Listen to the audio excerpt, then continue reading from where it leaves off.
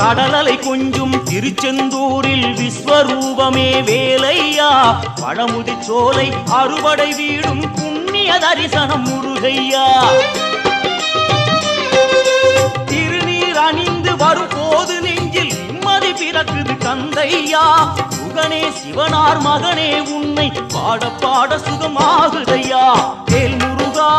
அரோகரா அரோகரா வேல் முருகா